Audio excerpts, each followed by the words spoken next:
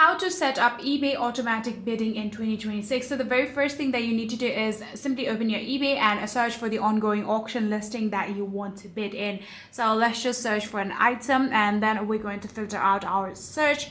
So we tap on filter, and then let's just go with auction, right? So what we're going to do is select the exact item you want to bid on, just like this. And then after doing that, what are we going to do is obviously tap on place bid. So after tapping on place bid, what you're going to do is type in your absolute highest maximum price that you're comfortable paying for the exact item, rather than just next incremental step, right? So after doing that, you can tap on place bid, and eBay will automatically increase your bid incrementally on your behalf to maintain your lead against other bidders up to your specific maximum limit, obviously. So yeah, that is it. If you guys do have any further queries, please let me know in the comment section down below, and that will be it for the video. Thank you so much for watching.